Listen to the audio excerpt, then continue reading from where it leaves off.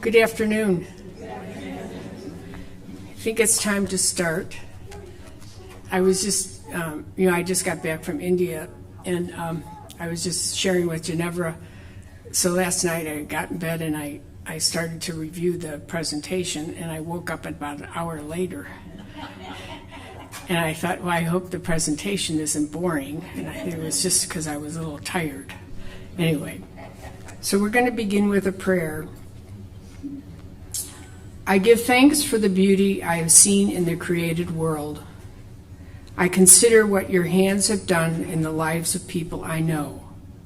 I open my hands and lift them wide to you, open and expectant.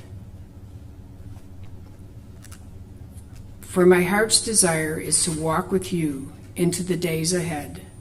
Walk with me and show me how to do that. Give me your spirit as a guide along this path you have invited me to walk. And when the time comes, give me the grace to soar. Amen. So we're going to begin with a little review.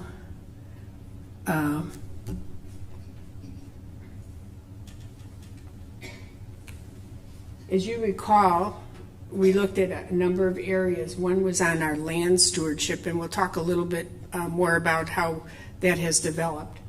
One was on facility stewardship and downsizing or right-sizing, and then the other were financial stewardship and the efficiencies that we plan to gain.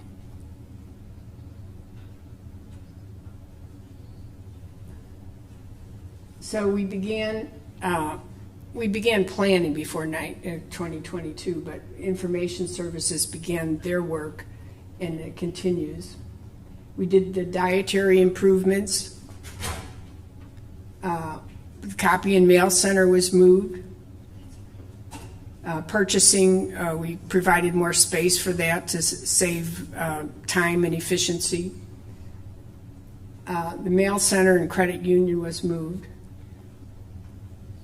And then 2024, the changes to residential spaces in Augusta,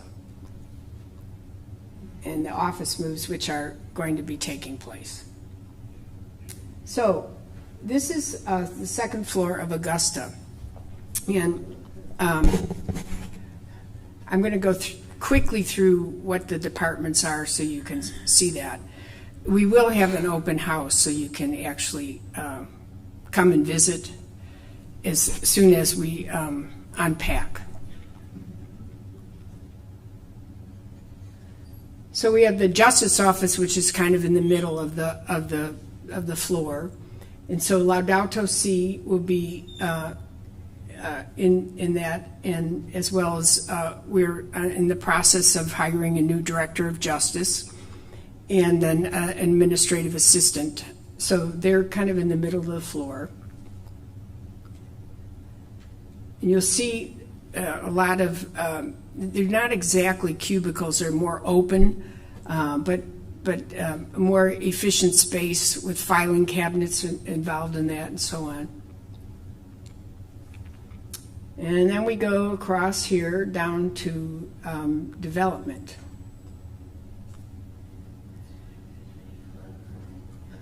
And this is what development will look like. Is Rose here? No. Well, she likes the space a lot, I want to say that. And so it'll be nice in the sense of it'll be more efficient, more collaborative.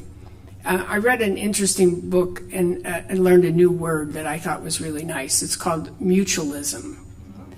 And to me, it's a stronger word than collaborative, in that it describes the dynamic of being mutual. And so we hope to, by this design of these offices, be a lot more mutual. So it'll be more inviting to guests who come. Leslie and Ruth will meet them. And the team, this makes the space good, more accessible to everyone. And then we go to finance.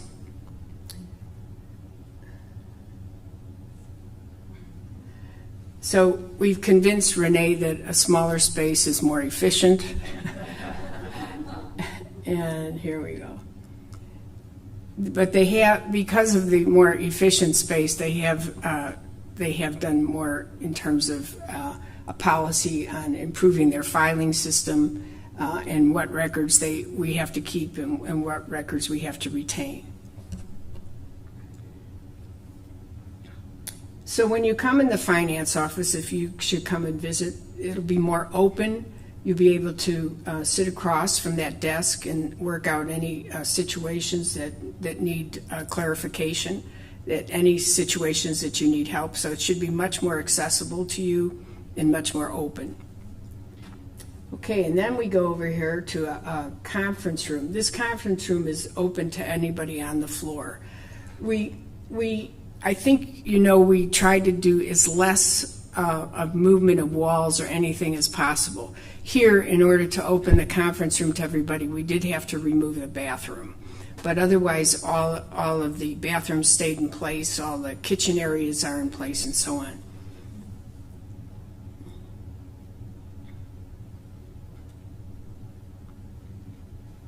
So this will be, we think, a nice space for everybody. There'll be monitor in there for conferencing and so on.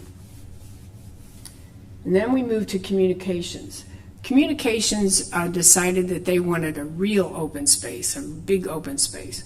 They have in communications, you'll see more, I don't want to call them cubicles because it's a more open area than that.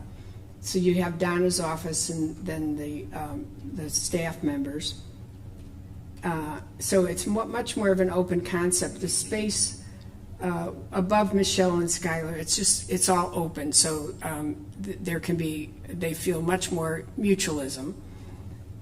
And they will have the large copy machine up there in order to facilitate their work.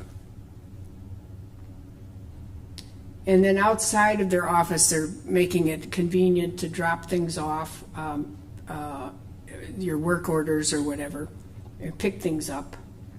That's what the space looks for the four. Then we move to general administration and support staff. So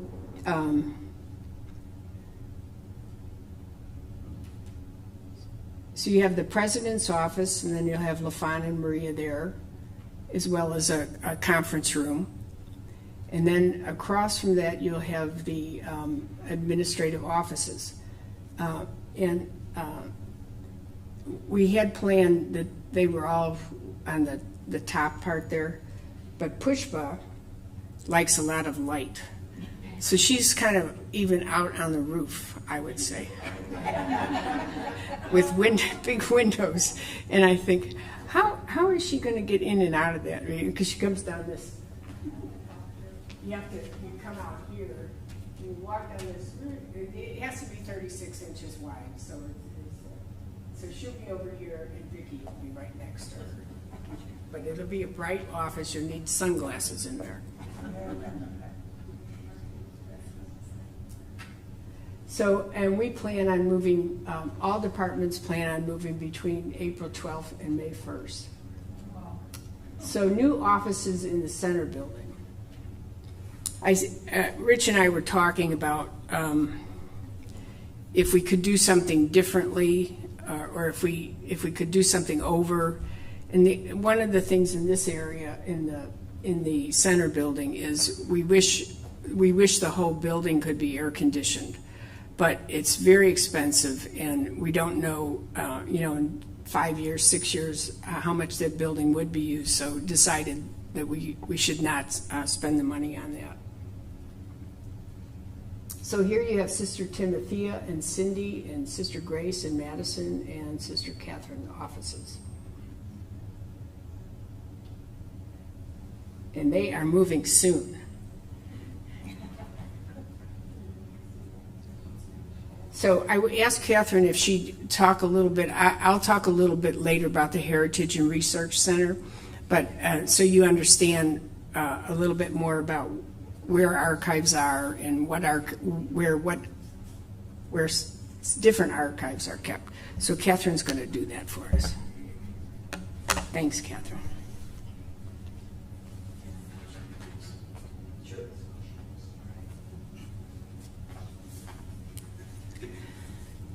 The main thing, mission of the archives and records is to serve directly the general administration. And I would say most of the inquiries and needs for research come from general administration. The other percentage of inquiries that come is from you, near and far. And it can be very small things. It can be anniversaries of a sponsored ministry, because we have the archives not only of the sisters and everyone who's ever been a member of the congregation, but we also have archives within a certain amount of our sponsored ministries. So many of you are always invited to anniversaries of some of our sponsored ministries. And so we do research for you there. So in myriad ways, we mostly serve the general administration, the sisters themselves, ourselves, throughout the world, and the inquiries come, probably not often in person, but through emails. And then the third level would be mostly the public. And that, frankly, is the least of the research that we do. But when we get inquiries from the public, sometimes it's substantial research. And we do have a few on-site visitors, and we do offer heritage tours, things like that, and you're aware of where the Heritage Room has been on the 5th floor of Bertrand Hall. Not just Heritage Room, but rooms.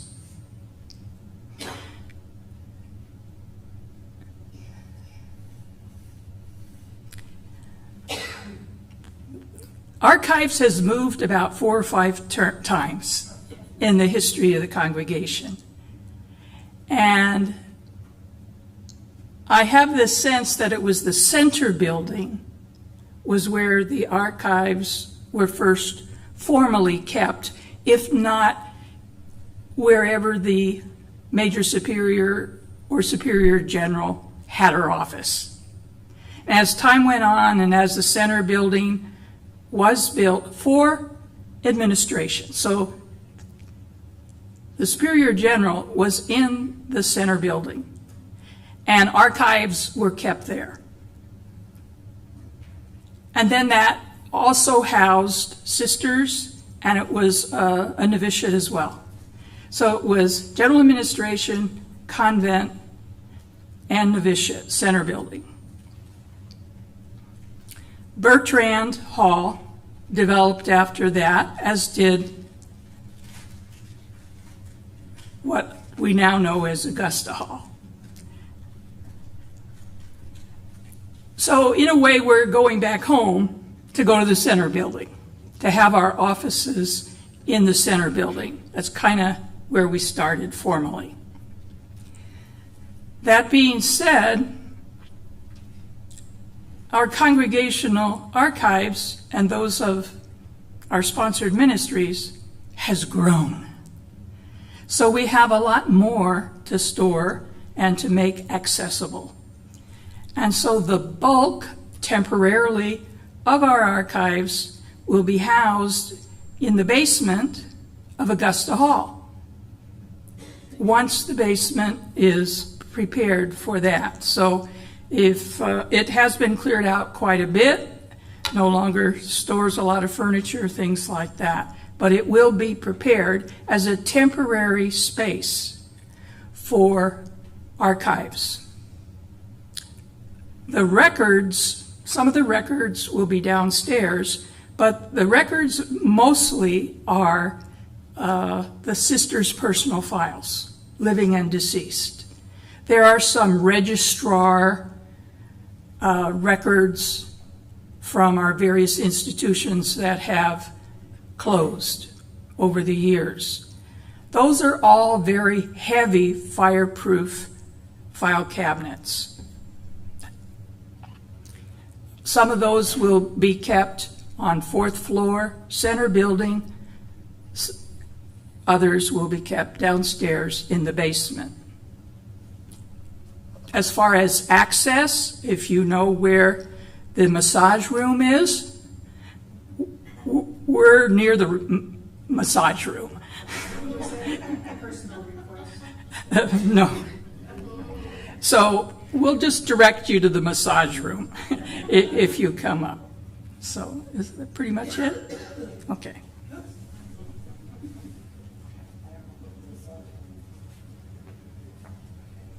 So I wanted you to have a good understanding of what is in Hark and what is here, so.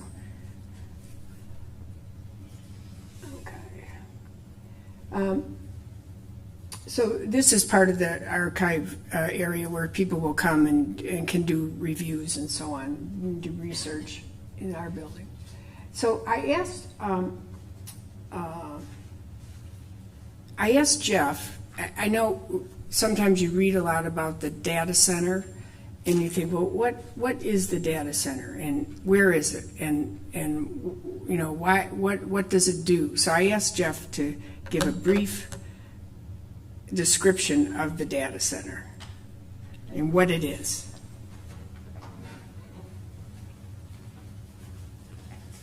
A brief overview of the data center. I've never been brief with anything, so I'll give it my best shot. So There's some more good slides.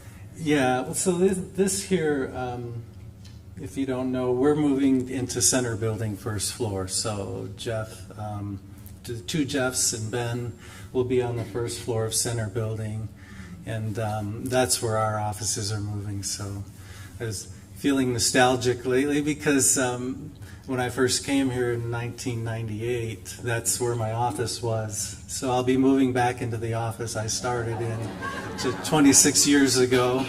So, but I don't know if you remember during that time, it was 1998, but one of the reasons I came here was because the year 2000 was approaching and all of the computer systems needed to be changed and updated. So we had a really big task ahead of us. So, and Sister Ginevra hired me, so it's good to see Sister Ginevra here.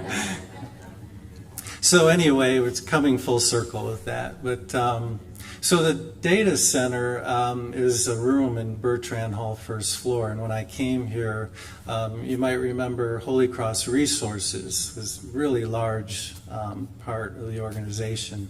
They had all of their computers in the data center in the 1st floor of Bertrand Hall. So once they moved out, we took over that space and then moved in our servers. So things like all of your files and emails and internet connections and things like that. That's what you have to have, a central place generally where all of those things come together. So I think that are there slides there? Okay.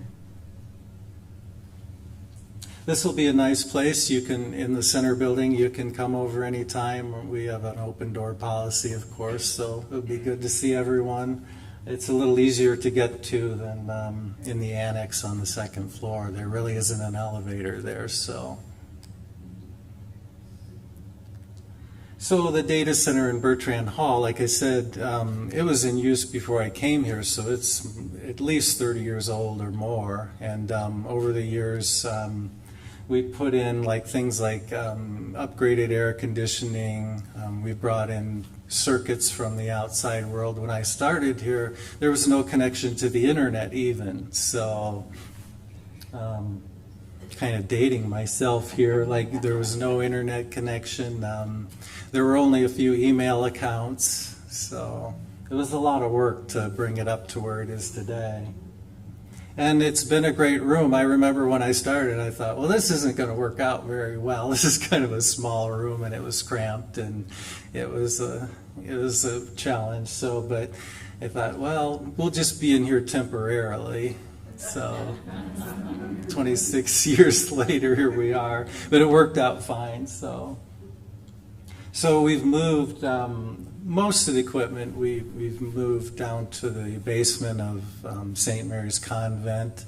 And we've consolidated things and brought in new circuits from the outside world, fiber circuits and internet circuits and phone circuits. So some of the equipment is in the basement. Still under construction here. It's been a big project. We commenced work in 2022, but we had been planning, a couple of years before then. So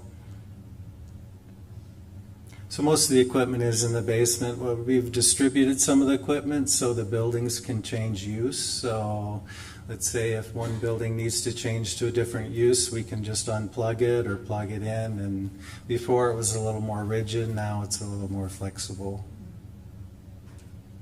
And like I said, we have a new fiber connection to the outside world, and so we can upgrade that or downgrade it as we need it. So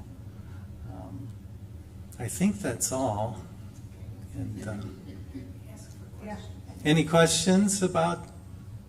Where was the original data center? Well,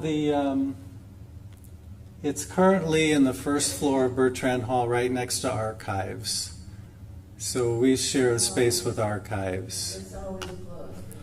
It's always closed, yeah. So there's really not much need to go in there unless something breaks. But we've been pretty proud of that. I mean, we've had virtually 100% uptime almost, for the last 26 years. So knock on wood. We'll see what we can do to keep it going. So thank you. Yeah. One thing I wanted to mention too, that when you think about COVID just coming upon us and our ability to Zoom or Teams, and it's the planning that had taken, not planning for COVID, but just planning to be as complete and as efficient as we could. And so we were able to start Zooming. So thank you, Jeff, for doing that.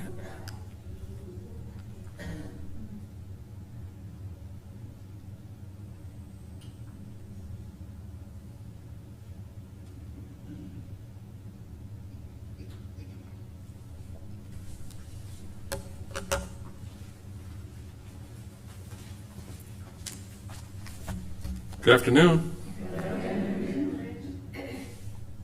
So we'll talk a little bit about space reductions. We know that Lord's Hall, Bertrand Annex, and Bertrand Hall are going to be used for other purposes. The total square foot of space that we're going to be losing is 69,842. And there is some cost savings that can be gleaned from that. Maintenance, utilities, and housekeeping. There's a number of items there that all have to do with cost savings. Salaries and benefits of staff. As we change the way that we do business here, we're moving, of course, over to Augusta. We've got a number of staff that in time will be moving on through attrition, retirement. Most departments here have staff that have been here 20, 30, 40 years, some. Eventually they'll all be retiring. The cost savings in facilities for the staff who are going to leave through attrition is $233,000. So that's an annual savings once things get rolling here and we all get comfortable over in Augusta Hall. So it'll take a moment to get to that point, but eventually we will see a savings of $233,000 minimum in facilities. There is some savings in the maintenance, the supplies, the contracted labor, the replacement parts. and in the housekeeping, paper goods and cleaning supplies and such. So that is a smaller savings, but the savings in those two areas is about $100,000, depending on the year and the projects that are going on. We know that Bertrand Annex, Hall, and Lords are very old buildings. There's a lot of equipment that needs to be replaced on a routine basis, and so not having to do all of that work, we're going to glean a lot of extra savings.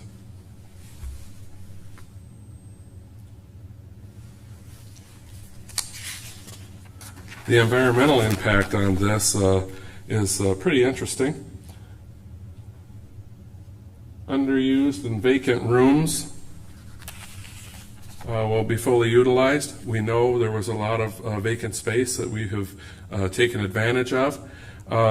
Something else that we don't often think about, us in the services departments know, there are little nooks and crannies of closets and storage spaces everywhere.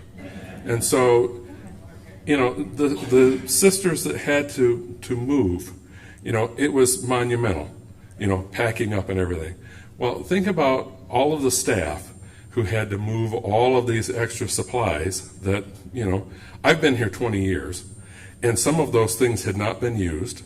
And so my team was tasked with sorting and finding places for donations, etc. But there were many, many spaces that we cleared out. But then we were able to reuse those spaces too. For example, in Center Building first floor, there were 2 or 3 closets that were there that dietary used. And they had flowers and floral arrangements and everything for every occasion, but they hadn't used them in a decade. And so we found a donation, a spot for those things, and now we've got extra storage space for IS, because they also need storage space, and it's right there near their workspaces. So, it affected everyone here, staff and sisters together. LED lighting was used throughout the renovation. Wherever we did a renovation or a modification to the space, we converted the lighting to LED. Most of the lighting was already converted to fluorescent from, a decade ago. But to give you an idea, the LED light fixtures that we put in are 80% more efficient than a fluorescent fixture. And that's significant. If it's $100 to run, the lighting in a particular place, now it will only cost $20. And so it's a significant savings. Also through the process of that lighting change, all of the metals from the old fixtures, we were able to recycle most of that. The light bulbs, the fluorescent light bulbs are recyclable. We recycled almost 1,000 light bulbs in this renovation. And another savings, we used to have to pay to have those recycled. And we found a location and they took them for free. So that's another benefit. Significant upgrades made to most buildings. We already know about the lighting. Some areas had improved heating and cooling systems. Some of the changes that we made there were putting in some furnace filter duct systems to make it easier to change furnace filters from past, and data lines. Jeff talked about the data center. All of the buildings, the spaces that we moved in, have received all new upgraded data center lines.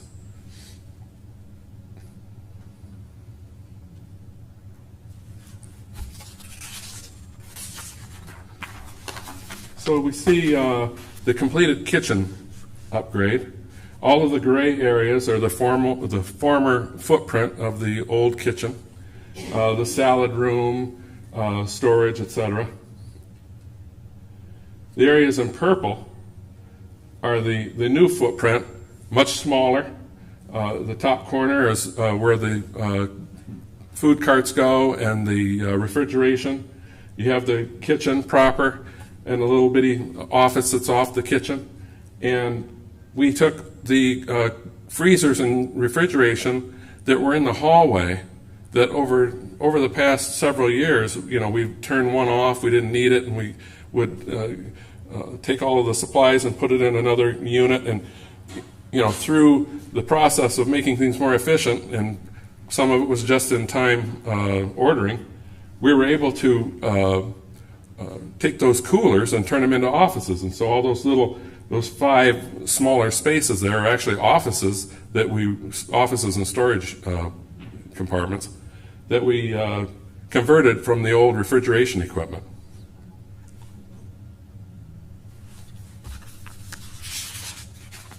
The kitchen renovation, some of the effects, the space reduction. The smaller kitchen, we're able to save 50% of the natural gas that we used to use. That environmental impact is 28 metric tons of CO2 and an annual cost savings of $2,400. And what that, in other terms that might be easier to understand, that 28 metric tons, that's equivalent to 71,000 miles driven by an average automobile,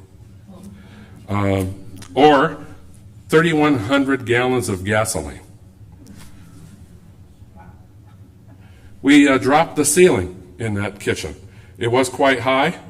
It made for inefficient lighting. It made for areas that would get soiled with dust and grease that were impossible to clean. We lowered the ceiling.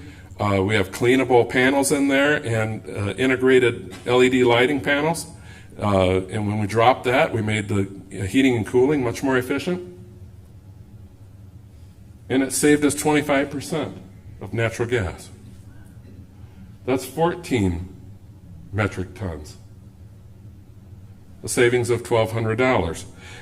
That is enough energy savings for almost 2 average size homes. We upgraded the lighting. They use 80% less electricity. That's only 1,400 pounds of CO2, and the savings is about $1,100.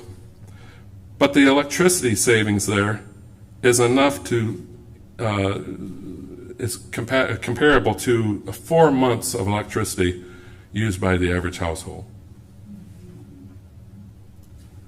The new dishwasher, I was impressed. We're able to save 182,000 gallons of water and 1,000 therms of natural gas. That's 15 metric tons of CO2. That's an annual savings of $22,900. The energy that we saved is equivalent to an average home for 2 years. The average home electricity use for 3 years, and the water savings, that 182,000 gallons, the average home uses 4,000 gallons of water a month, 48,000 a year. That's 3.7 years of water at the average household. And we were able to save that in 1 year. That's a total of 57 metric tons and an overall savings of $27,000. Some of the other things that I can mention, we talked about the light fixture upgrade and the light bulbs. We were able to recycle a lot of metals, plumbing, pipe, wire, all that kind of thing. During the course of the renovation, we recycled 35,000 pounds of metal. Because the metal market is so fluid and up and down, we were only able to gain $2,500, but that's money that we didn't have before, and that's a lot of weight in material that didn't make it to the landfill. Through all of our moves, we're all sorting through all of our paperwork, our binders and notepad paper and all that kind of stuff. We have some sources that are interested in taking those things, and so we're gathering those things for donations to other organizations. Our equipment from the old kitchen. We had stored in the basement. Some of it had been from other projects from years and years ago, and Cultivate took some of that equipment. Some of the equipment was broken, but then we were able to recycle it, but Cultivate were helping them. And our furniture. We repurposed some furniture and cabinetry to use here for repairs. We found a parish in Hartford, Michigan, Father Hermon Perez, who has a ministry with immigrants, and we were able to take a truckload of furniture up there.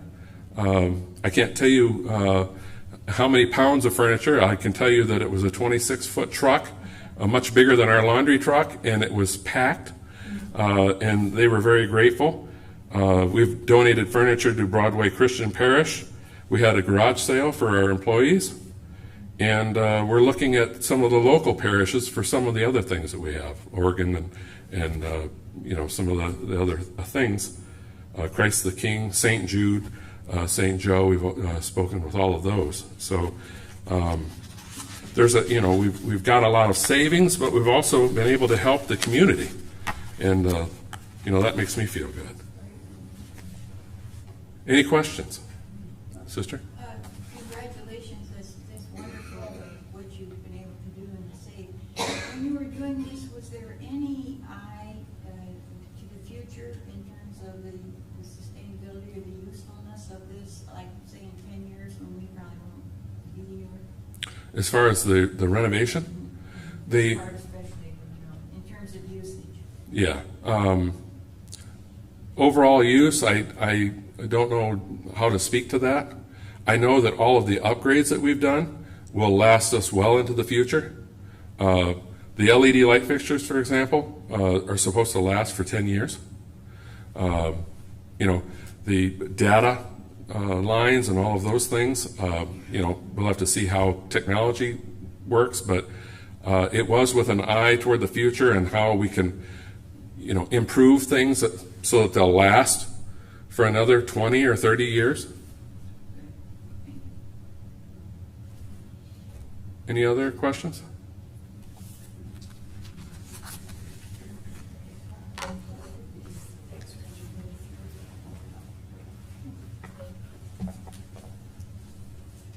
So I wanted to just update you a little bit about the Heritage and Research Center that will be located.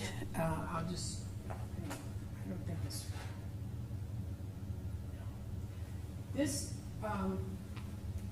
this is the Welcome Center as you come down. Can you use one of those handheld mics so people can hear? Handheld mic.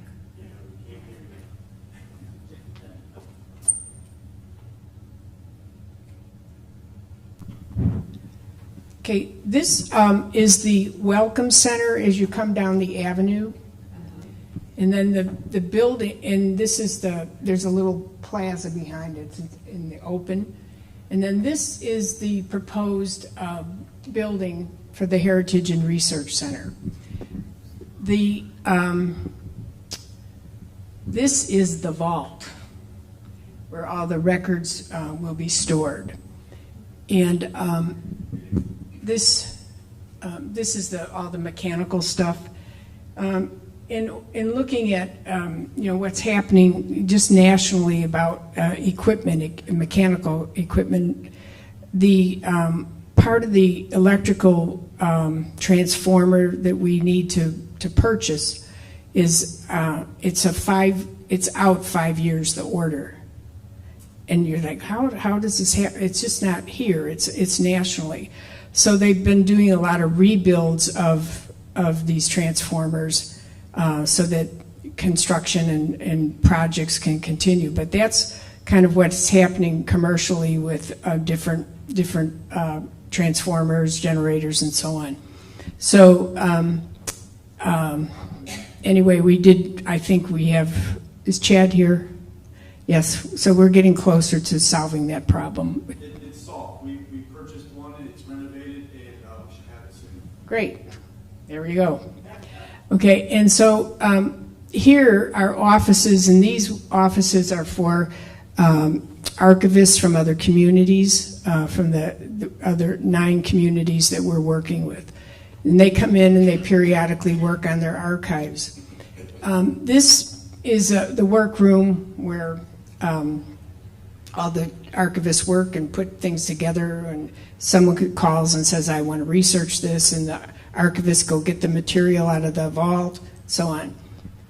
This is the reading room, which will also serve as a classroom for 15 to 20 students. And so we're working on some programming with St. Mary's College in that regard. And then this is what's referred to as the Heritage Walk. Originally, when we looked at the Heritage Center, we were going to use the clubhouse also.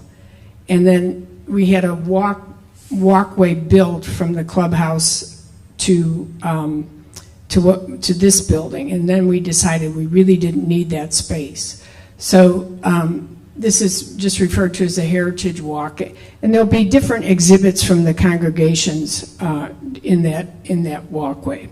And these will not change frequently, but will change. And then this is an exhibit and display area, and that will change more frequently and be updated by a curator. We had hoped that we would be breaking ground sooner, but because of some of these problems I mentioned, it would be delayed somewhat. I think we are still thinking we would break ground in June, and the project would be about a year long. It's been a wonderful, I have to say, collaborative experience with the other congregations. They have, I would say, more desperate needs than we do, and it's just been really nice to have everybody work together for the good of everyone. So that's the heritage and research. And so, as Catherine said, our records will eventually be moving over to the vault. Our archives, the records will stay here. Sorry. Yeah. Okay. Jean Ann?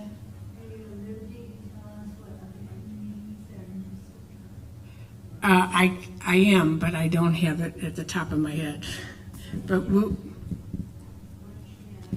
the other communities, who are they? They're all in the Midwest, but I can't recall the names. But we'll get that out to you. Yes. Who's going to staff that, or is that not our concern? No, it is our concern. How this is originally staffed. Each congregation has what we call an entrance fee, and that entrance fee will be put into an endowment fund. And so the center will be supported by the interest off of the endowment, very much like what we do ourselves. And in addition to that, because it's on this campus and because we have staff who have expertise in doing some of these projects, we have what we call a shared service agreement with HARC. And so for instance, Jennifer Williams is doing some of the accounting for HARC. And so the work that she does is taken off of what our entrance fee is. So it lowers our entrance fee, and it contributes to having things done.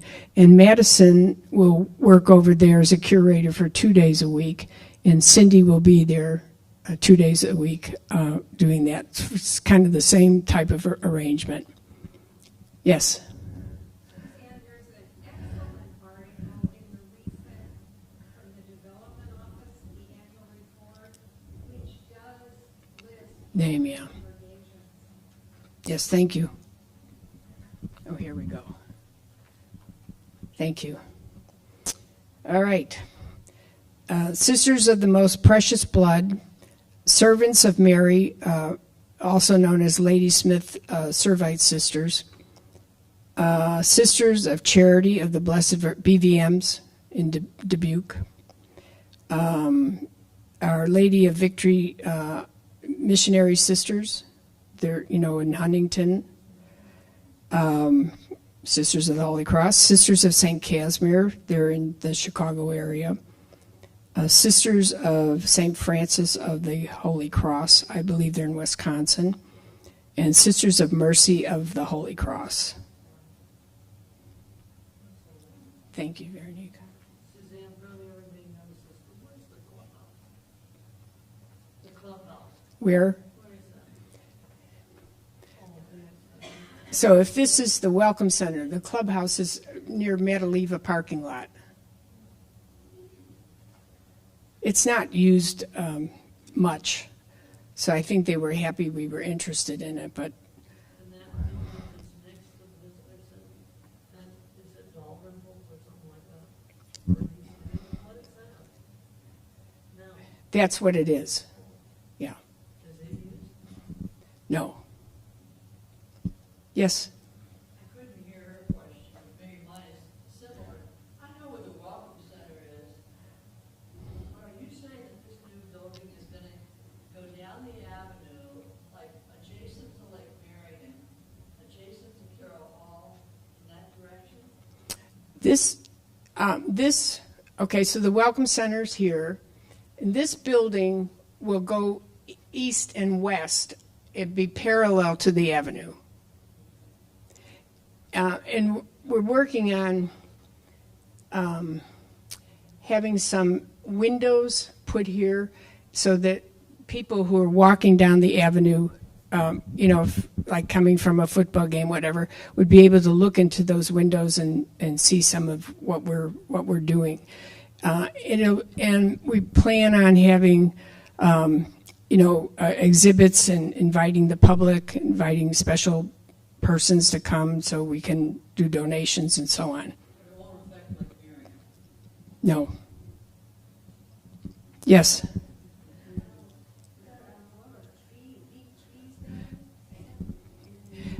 Yeah, it won't affect the trees. In fact, but there will be a tree taken down because it's dead.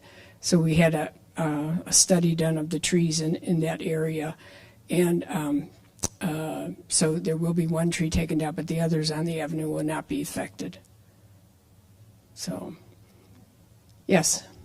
Will it be connected in any way with the Welcome Center, or is that still separate entrance? So the Welcome Center in the new building is 35 feet from each other, and it will be an open space. There's a walkway, of course. There'll be right now. This is a wall, and there's a fireplace inside the Welcome Center, and there'll be a doorway put here so you can walk straight over to the building. But it'll be an area we're hoping to use more for. Just to invite people to receptions and so on. It's a very nice area, the patio area. So we're working hard on it. So, but it has been, it really has been a real nice collaborative experience. So any other questions about that? Any other questions in general? Someday, it won't be too far off. I think we'll do what we call a look back on this project and look at what could be improved, what we could have done differently, what we should do differently, and so on. So, yes. I can't believe it's almost the middle of April, but are you moving soon? Yes, the end of April, right? Yes. I think we're the last department, administration is the last department to move. We welcome all help. So any other questions? Well, I think, yes, Joan? Are there any plans for any part of the Rosary to be renovated? Not to my knowledge at this time. One thing I did want to mention is it's important, and I'm sorry I forgot, is to the Heritage Room. We do not, at this time, have any plans for the Heritage Room. It's not that it will never be, but there are other things that, other opportunities that may come up, other space may come up. So I do not think we would be building another building, but the Heritage Room is deferred at this time, but not forever. Okay. We'll be closing it down after the first weekend of June. Yeah. Pack up. Yeah. So, yeah. No, yeah. Any other questions, comments, suggestions? Okay, thank you, thank you. Thank you. Joan? Joan has been a driving force through this in a very positive way. Looking for making sure that we were not, overlooking something, or making sure that it was appropriate, the changes, making sure it was convenient, and so on. So, Joan, thank you so much. We had good meetings. So, anything, yes? I just want to make a general comment that I think others might share with me. But it's, as someone living here while this has been going on, the communication with the people, keeping us informed has been wonderful. Any kind of inconvenience was minimal, and it's just thrilling to have the people that have been doing all this in front of us to be able to say thank you. Yeah. And special thanks, to Rich and Chad. They had some hard jobs some days, but they did very well, very well. So thank you both very much.